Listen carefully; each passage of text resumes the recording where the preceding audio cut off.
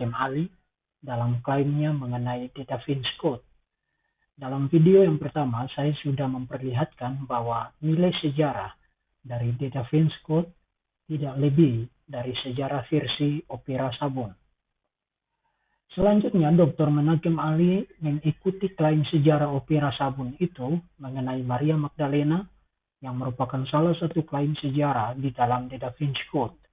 Di dalam The Da Vinci Code, Maria Magdalena adalah istri Yesus lalu melahirkan anak-anak. Dan sejarah rahasia inilah yang ditutupi oleh gereja untuk melindungi ketuhanan Yesus. Sekali lagi seperti yang sudah saya perlihatkan dalam video sebelumnya, teori ini adalah teori konspirasi. Mari kita lihat bersama bagaimana klaim Dr. Menakem Ali mengenai Maria Magdalena sebagaimana yang diklaim di dalam The Da Vinci Code.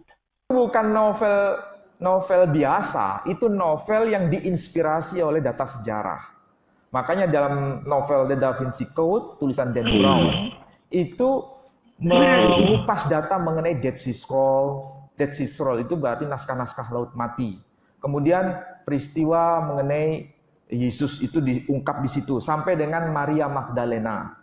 Nah, Maria Magdalena ini saudara perhatikan bagaimana bahasa tubuh dan reaksi ekspresi dari Dr. Menakem Ali. Seakan-akan ini adalah satu topik yang menarik dan ia ingin memberikan penekanan khusus. Mari kita dengar bagaimana klaim beliau. Ini kebetulan nih. Maria Magdalena di dalam kitab saudara kita Nasrani itu digambarkan sebagai perempuan istimewa. Muridnya Yesus, tapi anehnya dia sangat dekat dengan Yesus, dengan Nabi Isa, bahkan dia meminyaki kaki Yesus dengan rambutnya sendiri. Berarti ada kontak fisik. Padahal dalam tradisi Yahudi, perempuan dan laki-laki dilarang bersentuhan. Tidak boleh bersentuhan kalau bukan muhrimnya. Oke, cukup. Jadi di dalam klaim Dr. Menakem Ali, menurut dia Perjanjian Baru mempresentasikan potret Maria Magdalena sebagai sosok perempuan yang memiliki kedekatan khusus dengan Yesus. Dan bukti dari kedekatan khusus itu adalah bahwa Maria Magdalena melakukan kontak fisik dengan Yesus yang terbaca dalam narasi mengenai seorang perempuan yang mengurapi atau meminyaki kaki Yesus, kemudian menyekanya dengan rambutnya. Sebenarnya klaim ini bisa dibagi menjadi dua isu spesifik. Pertama, apakah Perjanjian Baru memang mempresentasikan potret Maria Magdalena sebagai sosok perempuan yang sangat khusus dalam hubungan dengan Yesus? Dan yang kedua, apakah perempuan yang meminyaki atau mengurapi kaki Yesus di dalam narasi itu merupakan Maria Magdalena? Nah, kedua isu itu untuk jawaban singkatnya adalah tidak, sama sekali tidak. Jawaban panjangnya akan saya kemukakan sebagai berikut. Di dalam Perjanjian Baru terdapat nama 7 orang perempuan bernama Maria. Salah satunya adalah Maria Magdalena yang menjadi pokok bahasan di dalam video ini. Magdalena itu bukan marganya Maria. Magdalena itu adalah nama tempat asal Maria Magdala yang sangat mungkin adalah Migdal yang terletak di pesisir barat laut dari pantai Danau Galilea di Israel. Nama Maria sejauh itu di dalam konteks Injil Lukas karena narasi yang dirujuk oleh Dr. Menakem Ali mengenai perempuan yang meminyaki kaki Yesus itu ada di dalam Injil Lukas. Di dalam konteks Injil Lukas, nama Maria baru pertama kali muncul di dalam pasal 8, ayat 1 sampai dengan ayat yang ketiga. Sebelum pasal 8, ayat 1 sampai dengan ayat yang ketiga, terdapat narasi mengenai perempuan yang meminyaki kaki Yesus. Saya akan kembali ke poin itu. Saya ingin melanjutkan bahwa kemunculan nama Maria di dalam seluruh Perjanjian Baru tidak mengindikasikan apa yang digambarkan oleh Dan Brown dan juga yang diikuti oleh Dr. Menachem Ali. Tidak ada satu teks pun di dalam Perjanjian Baru yang menggambar kedekatan khusus Maria dan Yesus dalam nuansa romantisme, dalam nuansa asmara, atau dalam hubungan keluarga suami istri. Tidak ada, sama sekali tidak ada. Semua catatan mengenai kemunculan nama Maria Magdalena selalu disertai sebutan mengenai perempuan-perempuan yang lain. Kenapa? Karena Maria Magdalena bersama dengan perempuan-perempuan yang lain, misalnya Yohana, adalah para pengikut Yesus, dan menurut Lukas pasal 8 ayat 1 sampai 2, ayat 1 dan 2, mereka adalah perempuan-perempuan yang bukan hanya mengikuti Yesus, melainkan juga mendukung pelayanan Yesus secara finansial. Jadi tidak ada catatan mengenai gambaran potret romantisme antara Yesus dan Maria Magdalena di dalam seluruh Perjanjian Baru. Memang ada satu bagian di dalam Yohanes pasal 20 yang mencatat tentang penampakan Yesus kepada Maria. Di dalam teks itu terindikasi Maria itu seorang diri. Tetapi kalau saudara membaca terus narasi itu sampai dengan selesai, ketika Maria menyadari bahwa yang menampakkan diri kepada dia adalah Yesus, di dalam ayat 16, dia berseru, Rabuni, artinya guru. Di dalam teks itu Maria tidak berkata, oh my husband, suamiku, atau kekasihku. Tidak ada di situ, sama sekali tidak ada. Jadi di dalam seluruh Perjanjian Baru tidak ada gambaran potret romantisme atau hubungan khusus, hubungan suami istri antara Maria dan Yesus. Sama sekali tidak ada. Dan saya menantang Dr. Menachem Ali memperlihatkan dari Perjanjian Baru indikasi mengenai hubungan asmara antara Yesus dan Maria. Silakan. Bagaimana dengan perempuan yang menyaki kaki Yesus, yang menurut Dr. Menachem Ali melakukan kontak fisik dengan Yesus? Narasi itu terdapat di dalam Lukas pasal 7 ayat 36 sampai dengan ayat 50. Di dalam ayat 36, konteksnya adalah seorang Farisi mengundang Yesus makan di rumahnya. Di tengah-tengah jamuan makan malam itu datang seorang perempuan yang tidak disebutkan namanya dan diidentifikasi sebagai seorang berdosa. Dalam bahasa Yunaninya adalah hamartolos. Hamartolos bukan istilah teknis secara khusus untuk pelacur, tidak. Kata itu semata-mata berarti orang berdosa.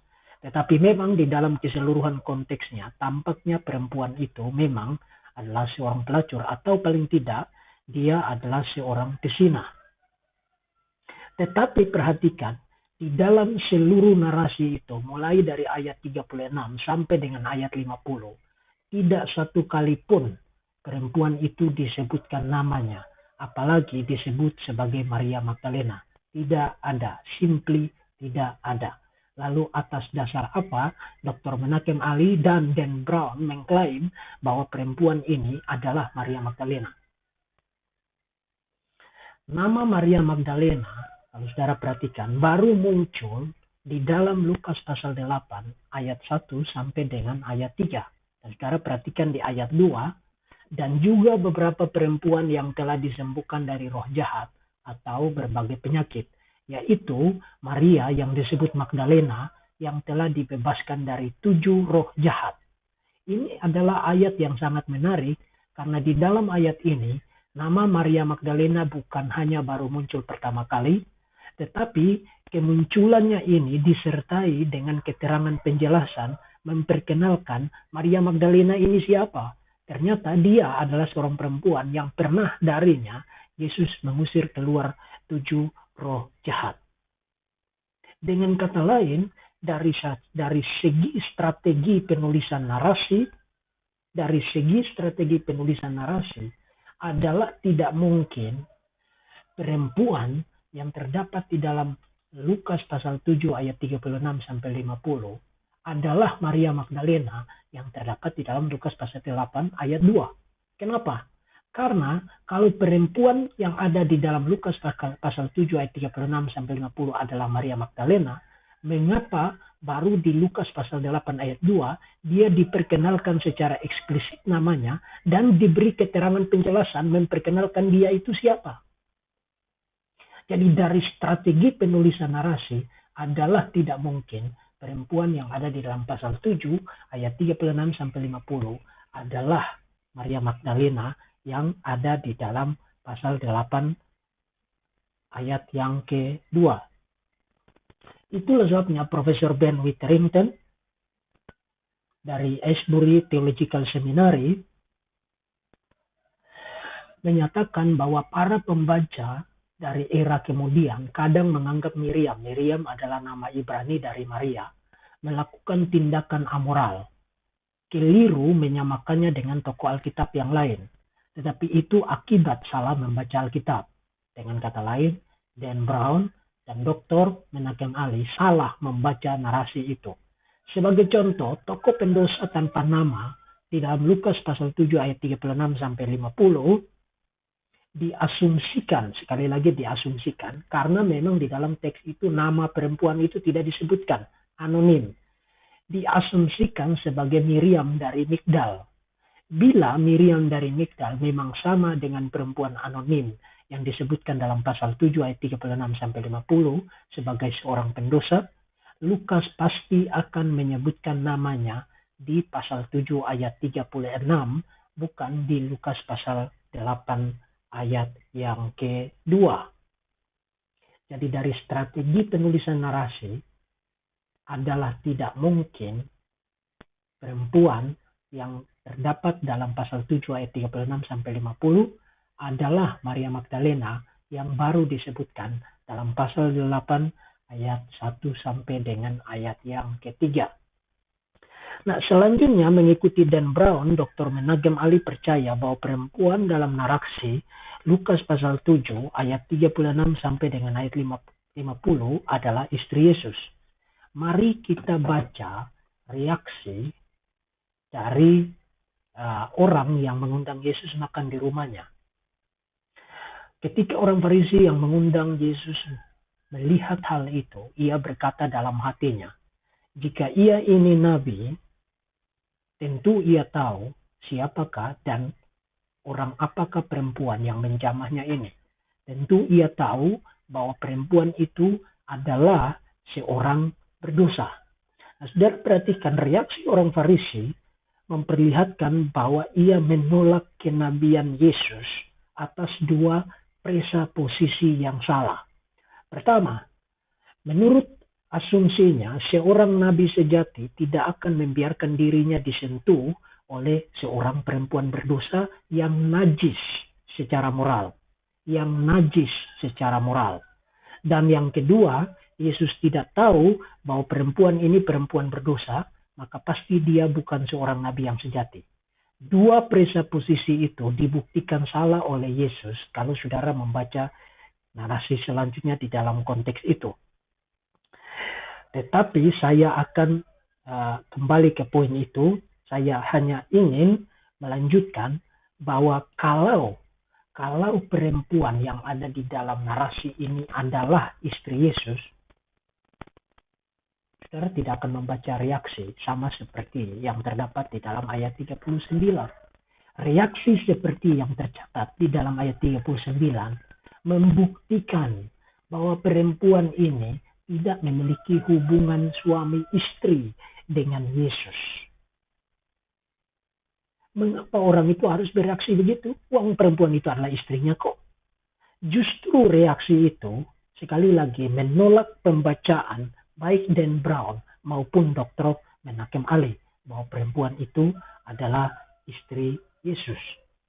Nah, berkenaan dengan dua presuposisi dari orang Farisi itu, jelas bahwa Dr. Menachem Ali melakukan eisegesis, yaitu dia membaca ke dalam teks itu regulasi Islam mengenai muhrim, lalu berpikir bahwa teks itu mesti dibaca dalam paralel yang sama. Itu adalah eisegesis dan itu juga adalah false analogy. Kalau saudara perhatikan reaksi ini, keseluruhan poin reaktif dari orang Farisi ini adalah bahwa seorang nabi tidak membiarkan dirinya disentuh oleh seorang perempuan yang najis secara moral. yang najis secara moral. Dan ini completely different. Poin ini completely different dengan regulasi Islam mengenai muhrim. Dengan kata lain, Dr. Menachem Ali membaca ke dalam teks itu sebuah presuposisi yang asing, yaitu regulasi Muslim, dan memberi kesan seakan-akan teks ini bisa dibaca dengan paralel yang sama dengan regulasi Islam mengenai muhrim. Dr. Menachem Ali, do not come to my Bible and reading your own Islamic theology into the text. Itu bukan pembacaan yang terpelajar. By the way, membaca narasi itu hingga selesai, Yesus memperlihatkan bahwa anggapan orang Farisi itu mengenai dia adalah anggapan yang salah. Yesus bukan hanya mengetahui bahwa perempuan itu berdosa, berdasarkan analoginya mengenai orang yang berhutang, melainkan juga di bagian akhir narasi itu, Yesus menyingkapkan dia itu sebenarnya siapa. Yesus bukan sekadar seorang nabi. Cara membaca di dalam Lukas pasal 7 ayat 49-50 masih narasi yang sama. Lalu ia berkata kepada perempuan itu, dosamu telah diampuni. Dosamu telah diampuni. Dan kalau saudara bertanya-tanya apa maksud Yesus di sini, saudara perlu membaca ayat selanjutnya. Dan mereka yang duduk makan bersama dengan dia berpikir dalam hati mereka, siapakah ia ini sehingga ia dapat mengampuni dosa? Siapakah dia ini sehingga ia dapat mengampuni dosa? Artinya, mereka yang hadir saat itu memahami bahwa Yesus sedang mengklaim hak prerogatif Allah untuk mengampuni dosa. Dan hal inilah yang diperlihatkan oleh semua penafsir Injil Lukas, salah satunya saya perlihatkan di screen. Yesus dipahami sedang mengklaim sebuah hak prerogatif ilahi dan secara pribadi mengumumkan sebagaimana yang terdapat di dalam pasal 5 ayat 20-21, itu cerita tentang Yesus menyembuhkan seorang yang lumpuh dan Yesus mendeklarasikan pengampunan yang sama. Bahwa dosa-dosa perempuan ini telah diampuni. Telah diampuni. Dengan kata lain, melalui narasi ini justru Yesus sedang menyingkapkan tentang keilahiannya. Sebab tidak ada yang berkuasa untuk mengampuni dosa, baik di dalam PL, baik di dalam teologi Islam, kecuali Allah. Jadi kalau Yesus mendeklarasikan pengampunan, dia mengklaim hak prerogatif Allah untuk mengampuni dosa. Dengan kata lain, Yesus sedang memperkenalkan dirinya secara implisit melalui klaimnya akan hak prerogatif Allah mengampuni dosa. Dia adalah Allah. Dan bukan hanya itu, ayat 50, Yesus berkata kepada perempuan itu, imanmu telah menyelamatkan engkau. Pergilah dengan selamat. Nah, Dr. Menachem Ali, siapa Yesus menurut Anda? Hanya seorang nabi? Itulah yang dipahami oleh orang Farisi itu. Tetapi kemudian dia berpikir Yesus pasti bukan seorang nabi karena membiarkan dirinya disentuh oleh seorang perempuan yang najis. Anda juga berpikir dengan pikiran yang sama bukan tentang Yesus? Bukan. Yesus pasti bukan seorang nabi di dalam narasi ini karena dia melakukan kontak fisik dengan seorang perempuan pelacur, bukan? Anda perlu membaca narasi itu sampai selesai. Dan jangan membaca narasi itu dengan lensa atau membaca ke dalam narasi itu teologi Islam ke dalamnya. Itu pembacaan yang tidak terpelajar. Sebab di bagian akhir narasi itu dengan jelas Yesus mendeklarasikan pengampunan. Sebuah deklarasi yang hanya merupakan hak prerogatif Allah. Kalau pengampunan, deklarasi pengampunan adalah hak prerogatif Allah. Lalu Yesus mendeklarasikan pengampunan, menurut Anda kesimpulannya apa? Yesus adalah Allah. Yesus memperkenalkan dirinya, menyingkapkan dirinya, identitasnya. Siapa dia di dalam teks ini? Dia adalah Allah yang berkuasa mengampuni dosa. Siapakah Yesus menurut Anda, Dr. Menachem Ali? Siapakah Yesus menurut Anda? Nasib kekekalan Anda ditentukan oleh jawaban siapakah Yesus. Jika bagi Anda Yesus hanya seorang nabi, begitu juga orang-orang pada abad pertama. Dan kalau saudara membaca Matius pasal 16, Yesus bertanya, menurut mereka siapakah aku? Ada orang berkata, engkau Elia, engkau seorang nabi dari perjanjian lama. Yesus diidentifikasi dengan nabi-nabi besar di dalam perjanjian lama. Tetapi identifikasi itu tidak cukup. Ketika Petrus berkata, engkau adalah Mesias, anak Allah yang hidup. Yesus berkata, diberkatilah engkau Simon, anak Yonas,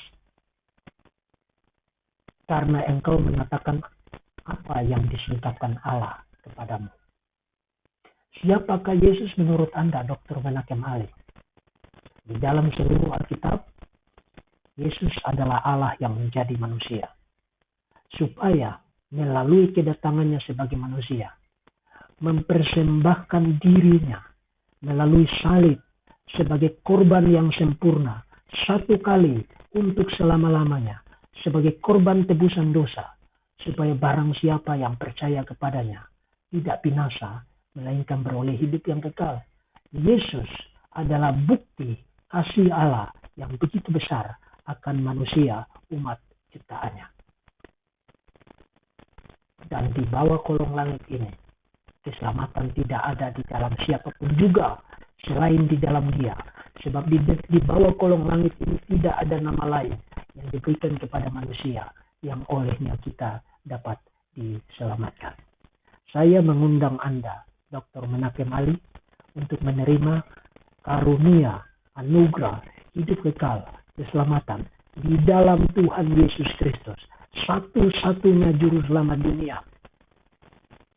Dengan cara engkau percaya kepada Dia sebagai Tuhan dan juru selamat, percaya bahwa Allah telah membangkitkan Dia dari antara orang mati, dan percaya bahwa tidak ada keselamatan di tempat lain dan di dalam siapapun selain di dalam Tuhan Yesus Kristus, dan menaruh pengharapan Anda satu-satunya hanya di dalam Tuhan Yesus Kristus.